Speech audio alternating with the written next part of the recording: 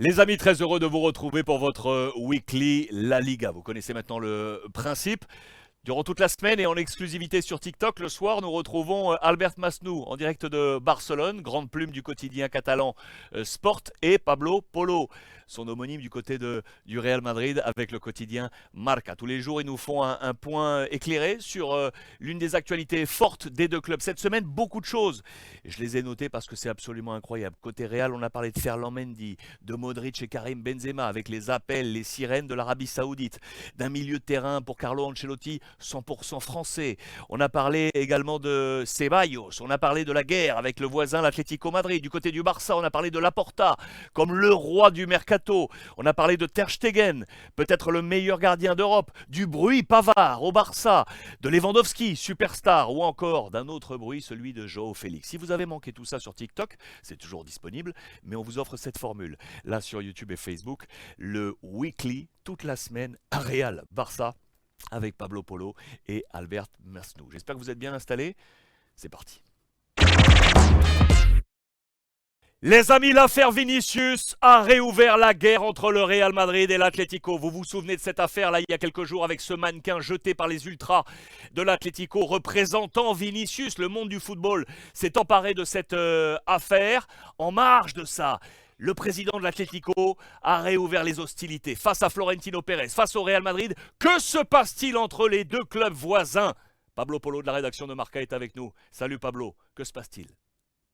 Salut Alexandre, salut les amis. Bon, honnêtement, la réalité c'était qu'il y avait des relations vraiment difficiles déjà entre deux dirigeants, mais bon, il y avait un pacte, un accord de garder la relation quand même un peu correcte. Mais après cette déclaration, cette annonce de Miguel Ángel Gil-Marín, bon, on a constaté que les relations sont vraiment maintenant impossibles entre les deux dirigeants. Je pense que Florentino Pérez et le Real Madrid n'ont pas vraiment compris cette annonce qu'ils considèrent exagérée de la part de Miguel Ángel Gil, le CEO de l'Atlético Madrid. Quelle était Et c'est l'annonce évident. exactement? Est-ce que tu peux nous le rappeler? Quelle était l'annonce exactement? Bon, l'annonce, à mon avis, c'est ce qui est plus grave, à mon avis, et qui considère vraiment grave le Real Madrid, c'est que l'Atlético Madrid considère que c'est le Real, la pression de Real qui fait sur les arbitres, euh, qui vraiment les problèmes pour les arbitres. C'est D'accord. pas une critique aux Oui, arbitrages, on c'est est qui est plus grave. effectivement un peu en marge de l'affaire Vinicius. Et on est revenu sur l'éternel débat de l'arbitrage en disant qu'il y aurait comme une mano negra et qu'il y aurait la main du Voilà. président Florentino Pérez sur le corps arbitral pour faire que les décisions soient à chaque fois en faveur du Real Madrid. On l'a vu dans le match face à l'Atlético. L'Atlético pense que le Real a été favorisé et le président Gil Marín est rentré dans la brèche. Voilà. Premièrement, le Real considère exagéré parce que c'est une action. Je pense que même du côté d'Atlético Madrid et même du côté du Real Madrid, il y a eu des arbitrages beaucoup plus importants et beaucoup plus difficiles pour les équipes. C'est un peu exagéré.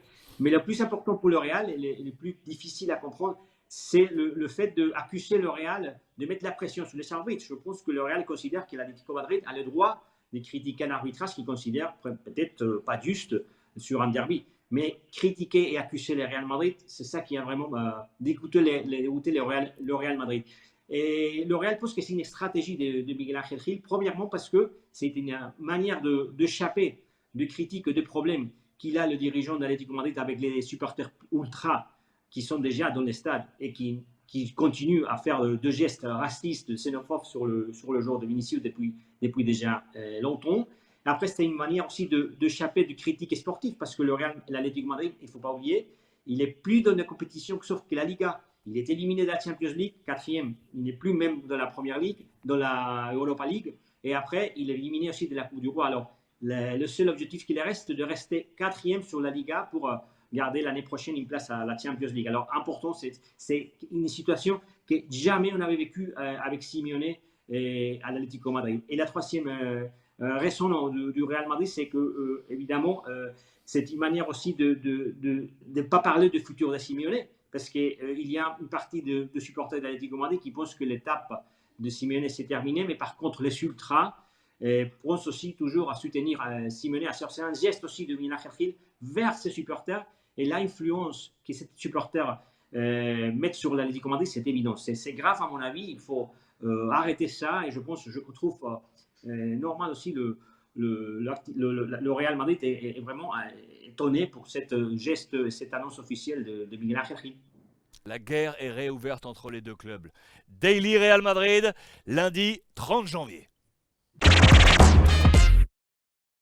Les amis, est-ce que João Félix portera les couleurs du Barça? Oui, c'est aujourd'hui dans les colonnes du quotidien catalan Sport. Il nous faut un éclairage. Contrat jusqu'en 2027 avec l'Atlético Madrid. Il est aujourd'hui prêté à Chelsea. Que va-t-il se passer? C'est un nom qui avait déjà résonné du côté du Barça. Albert Masnou de la rédaction de Sport est avec nous. Salut Albert. Est-ce que oui ou non, João Félix pourrait porter les couleurs catalanes? Dans les folies qu'il a immersé ce club, pendant les 4 mercatos, on a fait presque plus de 5 opérations. Cette ci la possibilité de que João Félix vienne ici à Barcelone, c'est évidemment ouverte. C'est quelqu'un qui plaît à la secrétaire technique, à les clubs. Et on a parlé de la possibilité de que quand il finisse son prêt à Chelsea, il va retourner chez Atlético et Simeone il ne le veut pas. Alors le Barça il a demandé pour l'avoir les prochains étés. C'est une possibilité qu'on a parlé, comme tu as dit, il y a des mercatos, oui, non, des mercatos avant.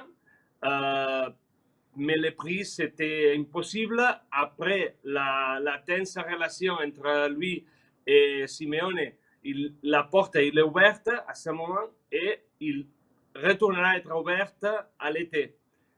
On va voir qu'est-ce qu'il va passer. Ici, il y a un autre nom qu'on doit on doit suivre, que c'est Ansu Fati, qui plaît beaucoup au Atlético de Madrid. Mais Ansu Fati, c'est pas le joueur préféré de tous les socios au Barça? On laisserait Ansu Fati partir? Le Barça, il a besoin de faire opération. Et Fati, c'est de Mendes, João Félix, c'est de Mendes. L'opération, c'est facile. Quelquefois, c'est pas un choix de le joueur, c'est pas un choix de l'afición. Comme je t'ai dit, comme je t'ai dit au début, ce club, c'est en folie d'opération. Et maintenant, nous faisons une étude qu'il y a eu 110 opérations pendant les 4 matchs que Laporta est président. Et ça, c'est pas du tout normal. Mais dans cette folie, il est possible que João Félix vienne ici à Barcelone. Incroyable, on avait déjà entendu son nom dans l'opération Griezmann, on a entendu son nom également dans l'opération Memphis Depay, donc effectivement, peut-être la troisième sera la bonne, avec donc une possibilité de voir Ansu Fati quitter le Barça, ce qui serait complètement fou, pour partir du côté de l'Atlético Madrid, la folie de ce mercato. C'est l'information catalane de ce nouveau Daily. Un double pivot 100% français au Real Madrid. Oui les amis, salut à tous. C'est l'information qui ressort aujourd'hui des colonnes du quotidien espagnol Marca concernant Tchouaméni Camavinga. Carlo Ancelotti aime les deux hommes en poste de pivot. Il pourrait ainsi changer son schéma tactique et passer en 4-2-3-1 pour installer les deux Français. On a en tête les années Makelele. Pablo Polo est bien évidemment avec nous de la rédaction. Salut Pablo, offre-nous cet éclairage. Tu étais en conférence de presse autour de Carlo Ancelotti. Qu'en est-il? Oui ou non? Double Français pour le futur du Real Madrid? Salut Alexandre, salut les amis. Oui, et bien évidemment la réponse à ta question est oui, bien sûr que je vois un double pivot, un double sentinelle au Real Madrid dans le futur. Pourquoi? Parce que Camavinga, il a fallu 2-3 matchs de Camavinga, même s'il a joué le dernier match comme latéral gauche parce qu'il n'y en avait pas, avec la blessure de Mendy. Mendy, attention, parce que peut-être c'est un mois et demi de blessure. Et même si Camavinga, comme je disais, il a joué en latéral gauche, on a vu que dans le dernier match qu'il est très très fort comme sentinelle. Qu'est-ce qui se passe? Que Tchouaméni, évidemment, c'est un sentinelle. On a posé cette question la semaine dernière à Ancelotti. Il nous a confirmé que oui, que bien sûr que dans le futur, cette option de jouer avec deux sentinelles et avec les deux Français, c'est bien évidemment très très probable. Alors, qu'est-ce que ça veut dire ça? Ça veut dire que Camavinga, c'est le futur du Real Madrid, Tchouaméni aussi. pour Ancelotti, Tchouaméni, c'est plus sentinelle que Kamavinga, mais il va falloir faire jouer tous les deux. Pourquoi? Parce que voilà, Modric c'est 37 ans, Kroos c'est 33 ans. On va voir qu'est-ce qui se passe avec Bellingham, c'est le futur du Real Madrid. Je trouve que le futur milieu de terrain du Real Madrid sera Kamavinga, Tchouaméni et Bellingham. Mais qu'est-ce que ça veut dire ça? Qu'il faut jouer aussi avec d'autres joueurs qui sont le futur du Real Madrid. Valverde, évidemment, en 4-2-3-1, et devant les deux joueurs français, je vois Rodrigo, Valverde, Vinicius, et comme attaquant, évidemment, Karim Benzema. En attendant le futur numéro 9 du Real, on verra si Mbappé ou Alan ou un autre attaquant, mais c'est évident que Benzema aussi aura un autre joueur à sa place dans le futur. Salut à tous. Cocorico, Pablo. Cocorico. On verra bien. C'était le Daily Real Madrid de ce mardi 31 janvier. Les amis, Benjamin Pavard, proche du Barça. Il nous faut faire le point. Le Français du Bayern Munich va-t-il rejoindre l'équipe de Xavi? Albert Masnou est avec nous en direct de Barcelone. La rédaction de Sport est sur le dossier, bien évidemment, Albert. Où en sommes-nous? Pavard au Barça, oui ou non? Salut Alex, je peux te dire que Benjamin Pavard, il ne va pas venir cet hiver à Barcelone. Il restera jusqu'à la fin de la saison à Munich, où il devra compétir pour une place avec Cancelo qui est arrivé aujourd'hui de Manchester City et avec d'autres joueurs qu'ils étaient déjà dans l'équipe comme Stasinic, Asmaraoui, Ansar. Il y a beaucoup d'arrière droite à Munich et c'est lui, Benjamin Pavard, qui, avec l'arrivée de Cancelo, il a demandé au Barça la possibilité d'arriver à un accord pendant ces marchés et arriver non à l'été, sinon maintenant. Il y a eu beaucoup de différences entre les salaires que peut donner le Barça avec les salaires actuels des joueurs. Il y a beaucoup de différences entre ce que demandait Bayern Munich et ce que peut offrir le Barcelone.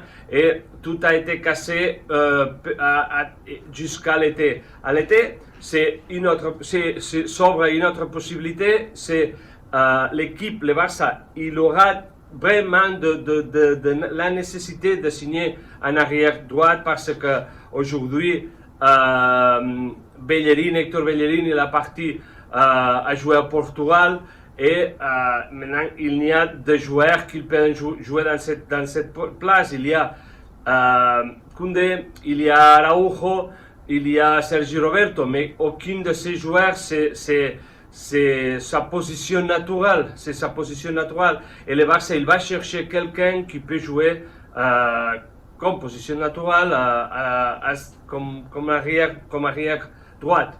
Et Pavard, il donne le profil. Xavi, le Barça, il a tenté de signer quelques joueurs. Après la sortie de Piqué, de Memphis et de Bellerin, il a essayé de signer un joueur, mais enfin, il n'a pas réussi à trouver quelqu'un qui peut vraiment renforcer l'équipe. Xavi, aujourd'hui, en conférence de presse, il a demandé, il a été ouvert à la possibilité de signer quelqu'un, mais le club conditionné pour les masses salariales de son équipe, il n'a pas réussi, comme je te dis, Alex, à signer quelqu'un. Alors, le marché s'est fermé ici à Barcelone avec la sortie de Memphis, Atlético de Madrid et Bellerin au Portugal. Affaire à suivre, c'était le Daily Barça de ce mardi 31 janvier. Les amis, imaginez ça. Benzema, Modric, Ramos à l'été prochain en Arabie Saoudite sur les traces de Cristiano Ronaldo. Le quotidien espagnol El Mundo a publié ça ce matin. Il nous fallait avoir des éléments d'information ou au moins d'opinion sur le sujet. Et monsieur Pablo Polo est avec nous. Salut Pablo. Quelle a eu la résonance de ce papier pour toi ce matin? Est-ce possible? Est-ce que les deux premiers peuvent quitter le Real Madrid et est-ce que Ramos peut quitter le Paris Saint-Germain? Par qui veux-tu commencer? Benzema peut-être, dis-nous. Salut Alexandre, salut les amis. Oui, évidemment, c'est l'info du jour, de ce matin. L'intérêt de l'Arabie Saoudite donne ces trois joueurs, Ramos, Modric et Karim Benzema. Tu me demandes premier mot par Karim Benzema. Je trouve moins probable le cas de Karim Benzema. En tout cas, je trouve très difficile le 3K de le voir jouer l'année prochaine en Arabie Saoudite. Mais le premier cas moins probable, à mon avis, c'est le cas de Karim Benzema. Pourquoi? Parce que c'est le capitaine du Real Madrid, il est content au Real, ils se sent bien, ils se sont en forme, ils se sont encore disponibles pour aider le Real Madrid à le plus haut niveau. Alors, je crois que dans les prochaines semaines ou les prochains mois, pendant cette saison, le club va annoncer la prolongation de Karim Benzema jusqu'à 2024. C'est son idée, c'est l'idée du Real de rester ensemble.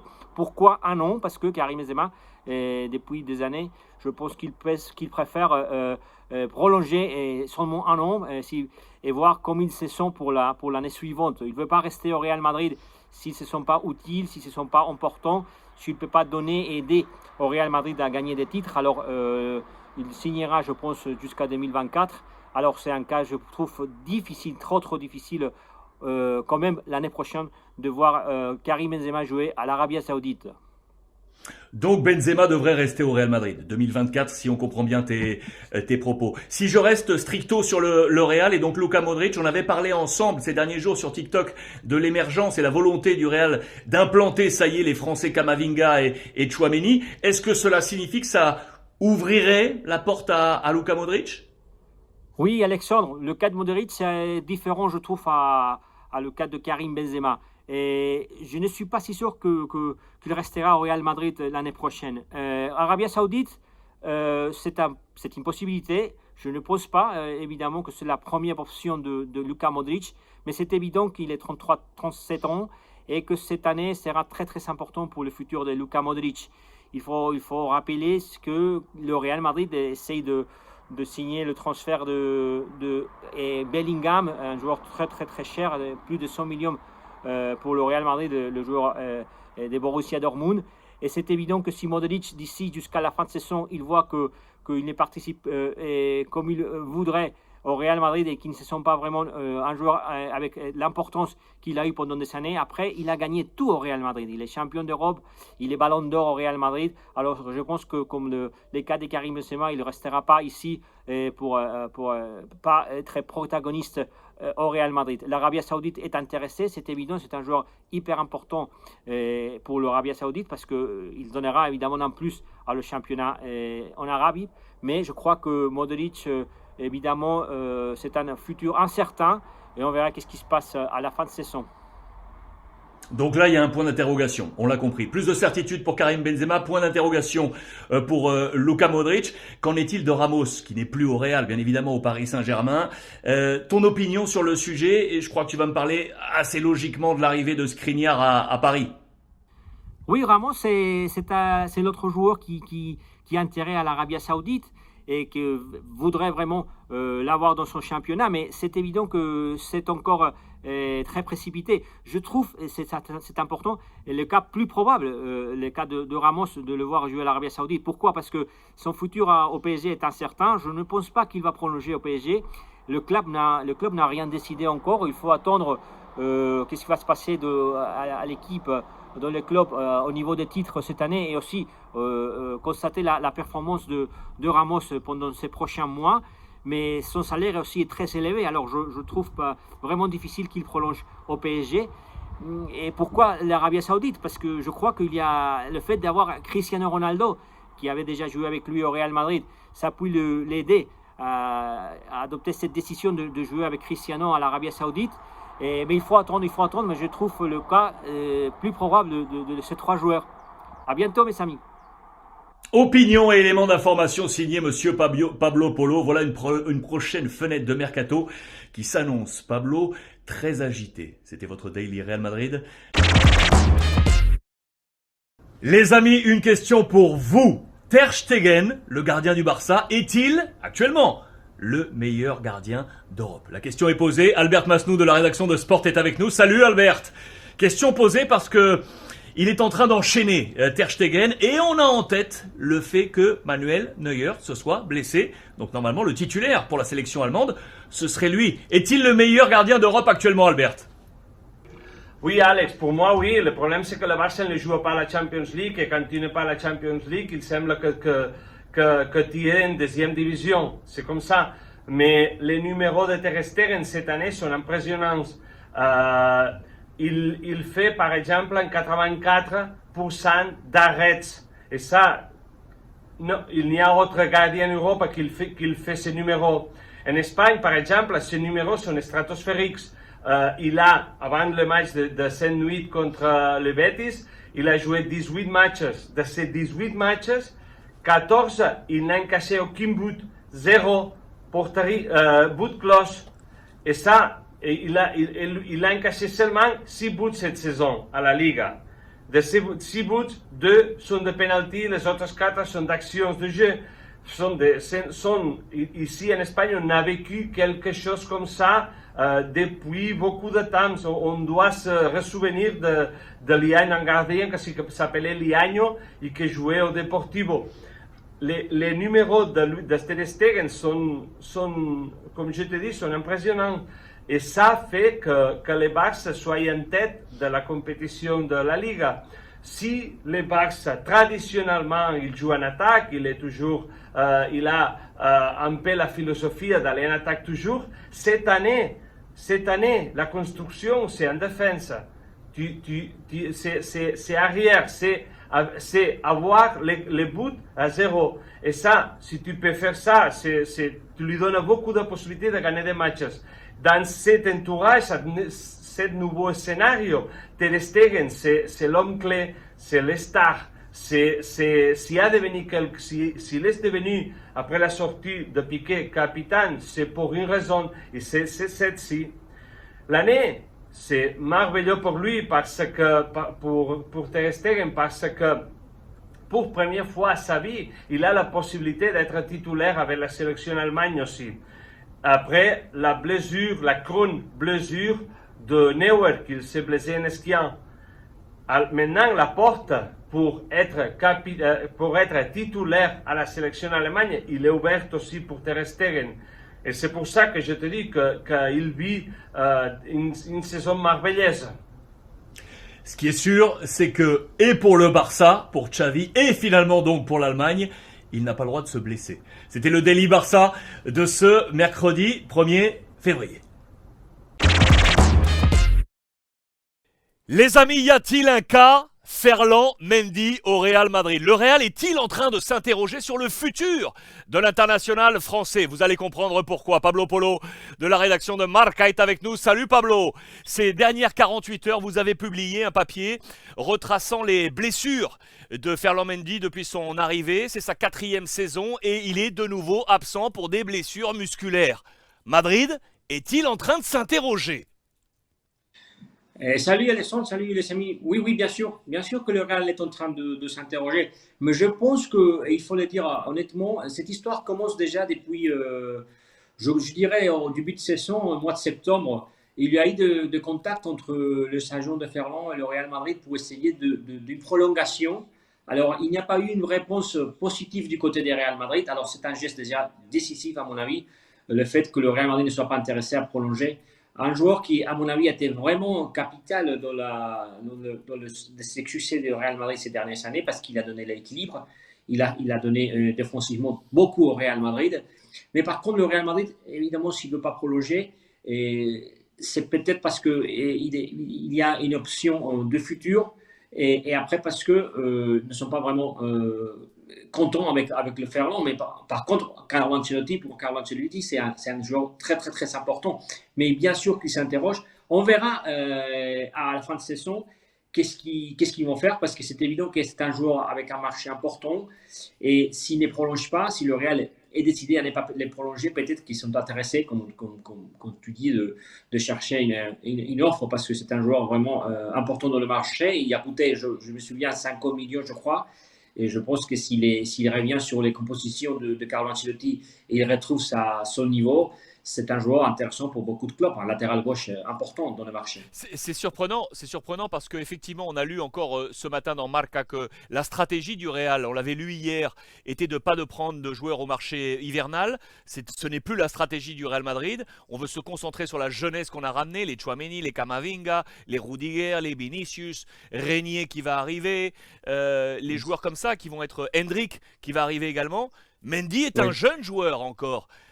Ça voudrait dire que l'organigramme du Real, on ne parle pas de Carlo Ancelotti, l'organigramme du Real n'est pas forcément convaincu des résultats sportifs de Ferland Mendy alors. Oui, peut-être parce que le Real, la philosophie du Real, moi je ne suis pas d'accord, mais la philosophie du Real, c'est de trouver un latéral gauche plus offensif, plus spectaculaire. Mais je pense qu'il n'y en a pas vraiment. Il y avait Marcelo, mais Marcelo, c'est terminé.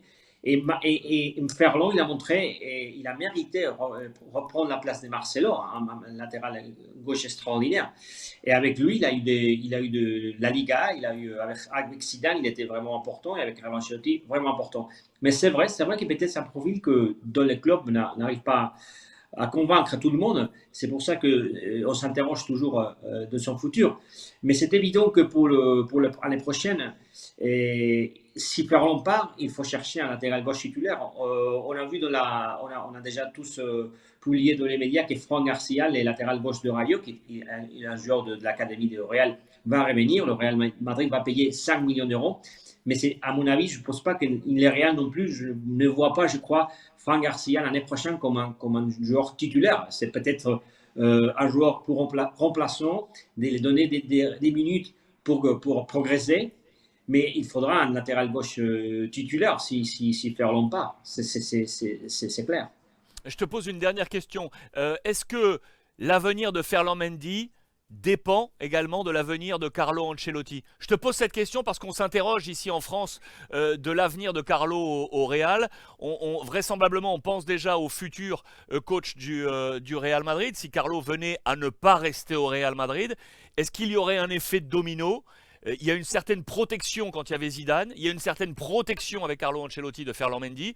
Est-ce qu'il se retrouverait ben voilà, sans bouclier? Et du coup, le Real pourrait se dire, ben, on change de latéral. Oui, oui, bien sûr, je suis d'accord, Alex. Parce que je pense que Carlo Ancelotti restera au Real Madrid, mais c'est évident que s'il a protégé beaucoup Ferland, comme il avait fait Zidane avant.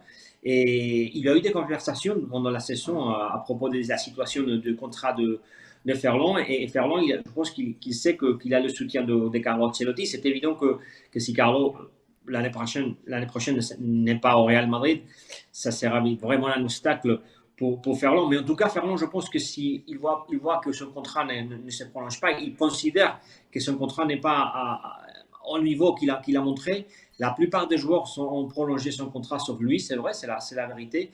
Et je pense que même si Ancelotti reste, peut-être que s'il y a une offre intéressante pour le joueur, pour le Real, peut-être que son étape au Real sera terminée. Mais je suis d'accord avec toi, si Ancelotti part, je pense que pour le Real, sera beaucoup plus clair le futur de Ferland. La conclusion, je te la porte. Aujourd'hui, on est à 50-50, où le ballottage est plutôt favorable à un départ de Ferland Mendy. Est-ce qu'on est encore à 50-50? Je dirais 60-40, je vais donner un peu moins, mais il faut voir parce que 60-40, il même si reste? la volonté de Real serait de trouver un autre latéral gauche, je pense que c'est compliqué et trouver un latéral gauche sans cher, il n'y en a pas beaucoup. On peut regarder sur le marché et après si Ferland revient et il montre son niveau et Ancelotti reste, je pense qu'il a encore de chances de rester. Daily Real Madrid de ce jeudi 2 février. Les amis, Joan Laporta, le président du Barça, est-il le roi du mercato? Albert Masnou de la rédaction de Sport est avec nous. Salut Albert. Vous avez publié ce matin cette double page dans les colonnes de Sport avec un chiffre incroyable. Il est le nouveau président du Barça pour la deuxième fois, on le sait depuis mars 2021. 4 fenêtres de transfert en 2 ans. Sur les 4 fenêtres, en tout, 120 opérations. Ça semble complètement fou. Vraiment c'est très étonnant. Dans un contexte de situation économique très débile, très faible, on nous a dit quand ils sont arrivés, Jean Laporta, qu'il a une situation de crise et de situation in extremis de ce club.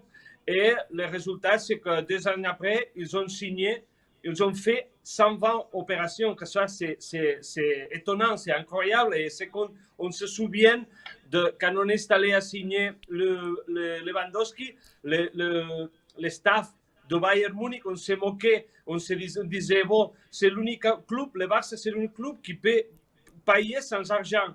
Tout ça, c'est fait avec les palancas, on l'appelle les palancas, c'est la vendre des actifs pour avoir d'argent et signer des joueurs.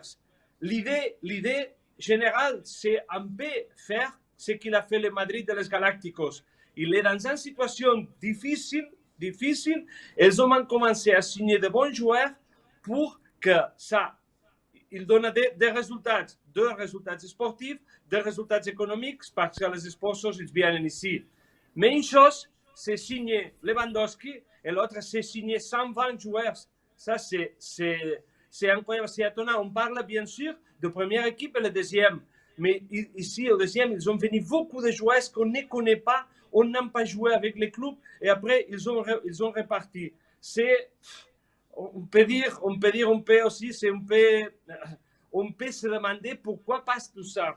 Et les résultats de ça, on doute de tout. Un peu de tout. Alors, est-ce que Albert, parce qu'on comprend dans tes propos, effectivement, les 120 opérations, c'est à la fois les arrivées et les départs, on est bien d'accord, entre l'équipe première et la filiale, ok? L'équipe première et la filiale. C'est ça, hein, les deux équipes. Et donc, ça veut dire que entre... Vas-y.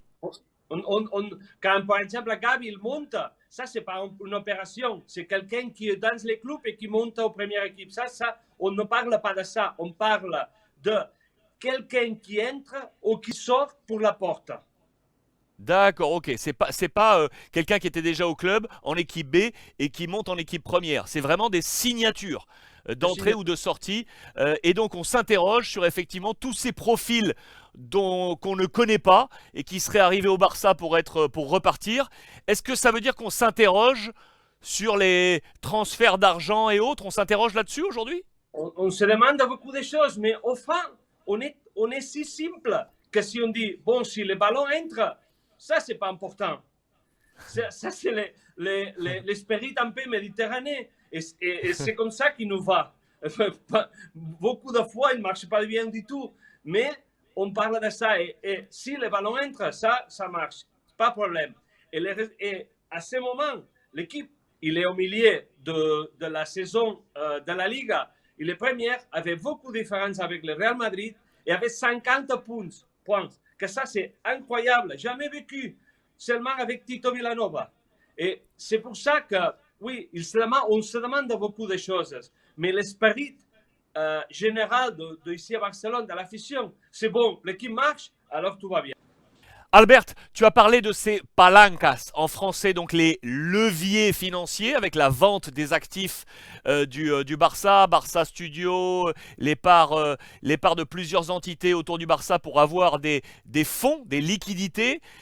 Mais vraisemblablement, la Liga espagnole, l'équivalent donc de la Ligue ici en France, a dit à Laporta, ça y est, tu ne peux plus activer d'autres palancas. Donc est-ce qu'il a d'autres moyens aujourd'hui de pouvoir trouver des sources financières?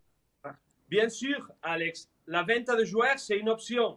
Et si ces joueurs ils sont formés dans la maison, c'est mieux. Parce que l'amortisation, on parle de l'amortisation, c'est zéro. Alors, c'est plus facile d'avoir d'argent pour faire plus d'opérations ou pour faire plus de choses. Donc, je te pose la dernière question en conclusion. Est-ce que pour toi, oui ou non, Laporta est-il el rey del mercado? Oui, c'est le roi du marché. Mais je ne sais pas si ça, c'est une bonne si lui donne une bonne image à lui ou non. Je te demande à toi, si lui donne une bonne image ou pas. Moi, je suis un latin, comme toi. Pour l'instant, le but, il est au fond, et le Barça, il est leader. Donc pour moi, il est le roi du marché. C'était le Daily Barça de ce jeudi 2 février. Les amis, Dani Ceballos va-t-il prolonger au Real Madrid? C'est la grande question du jour après la victoire des Madrilènes face à Valence 2-0. Il a été l'un des hommes forts du Real Madrid de Carlo Ancelotti. Pablo Polo de la rédaction de Marca est avec nous bien évidemment. Salut Pablo! Est-ce que les Madrilènes vont signer oui ou non la prolongation de ce futur ballon d'or? Je le dis entre guillemets bien évidemment, mais il est tellement bon en ce moment. Salut Alexandre, salut les amis. Je suis sûr qu'il va prolonger. Je ne pense pas que le Real va laisser échapper ce joueur parce qu'il a bien mérité la prolongation depuis 2, 3, 4 semaines. Il est fabuleux ce qu'il est en train de faire. Alors, je crois qu'il va prolonger. Je vais essayer d'expliquer pourquoi le Real est obligé aussi à les prolonger et sûr aussi qu'il faut les prolonger. Premièrement, parce que, voilà, comme j'ai dit avant, il est un joueur extraordinaire d'ici dans les derniers matchs. Après, parce qu'il il y a des joueurs qui sont déjà prêts à la retraite, comme Modric et Kroos. Alors, il faut jouer et il faut renforcer le milieu de terrain. Et ce joueur, il est vraiment intéressant. Il a montré déjà qu'il peut jouer au Real Madrid.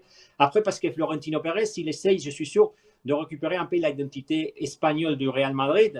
Dernièrement, le Real a joué la composition du Real Madrid dans son dernière 50-60 ans. C'est la première fois qu'il a joué avec un joueur espagnol dans la composition. Alors, il faut chercher des joueurs espagnols qui puissent renforcer l'équipe et jouer comme titulaire au Real Madrid. Alors, Ceballos, il a cette condition, évidemment. Après, parce que c'est un joueur important et il faut pas oublier non plus que Ceballos, c'est un joueur qui a été blessé pendant un an, une blessure très grave. Il a été blessé aux Jeux Olympiques à Tokyo. Et il y avait aussi un milieu de terrain, le meilleur milieu de terrain du monde. Alors, c'était impossible jouer à la place de Modric, de Kroos et Casemiro. Et maintenant, c'est le moment. Il a profité de ce moment. Je suis sûr qu'il va jouer, qu'il va rester et qu'il prolongera son contrat. On rappelle un peu ces temps de balise. C'est un joueur qui était formé du côté du Betis Séville. Le Real l'achète en 2017 pour quasiment 17 millions d'euros. On le prête du côté de Arsenal. Et puis on revient en 2020 pour finalement, on pensait être juste dans une transition. Finalement, on l'a gardé parce que c'est un bon soldat. On dit ça en France, c'est un bon soldat, c'est un bon joueur d'équipe. Et là, Carlo Ancelotti peut compter sur lui. C'est quelqu'un qui a su patienter. C'est pas quelqu'un qui a fait beaucoup de bruit dans le vestiaire et aujourd'hui il est en train de récolter les fruits de cette attitude positive et il est en train de s'inscrire aujourd'hui au Real Madrid. C'est quand même un joueur qui a eu une valeur marchande quand il était à Arsenal à près de 50 millions d'euros. 45-50 millions d'euros, ça montre la capacité qu'est la sienne. Aujourd'hui c'est 9-10 millions d'euros, mais c'est un joueur un peu intéressant.